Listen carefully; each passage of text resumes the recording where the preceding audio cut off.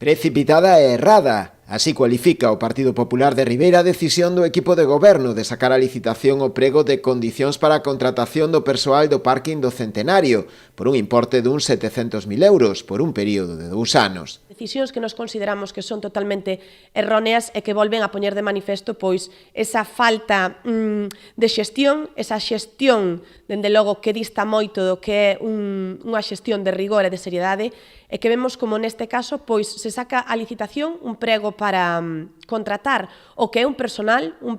que se supón que dende o mes de xaneiro tiña que estar xa traballando 24 horas os 365 días do ano e que a día de hoxe pois segue a ser pois un tema que non se está levando a cabo. Para a voceira popular non se entende esta decisión do goberno presidido polo Bloque Nacionalista Galego, pois sempre, cando estaba na oposición, se mostrou en contra dos contratos de externalización. Pois non entendemos ese xeito de traballar do Bloque Nacionalista Galego que sempre foi en contra do que era pois esos contratos de externalizar o persoal, como se fixo pois en outros casos co monitorado da fieiteira, que foi tan criticado mentre o Bloque Nacionalista Galego estaba na oposición, e agora pois utilizan ese mismo criterio para facer a contratación do personal do parking do Centenario. San Pedro insistiu ademais no déficit económico derivado da posta en marcha das novas tarifas, o que provocará o aumento nos niveis de endebedamento das arcas municipais. É unha decisión errónea, sin saber a día de hoxe pois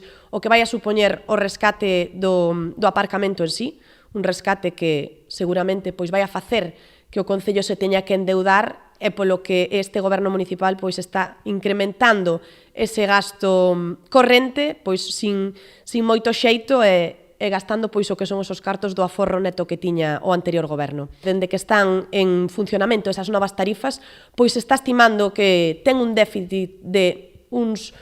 1.500 ou 2.000 euros mensuais e que, dende logo, pois creemos que iso vai a estar sumado ao que vai a ser un déficit máis ou menos de personal ao ano de 130.000 euros.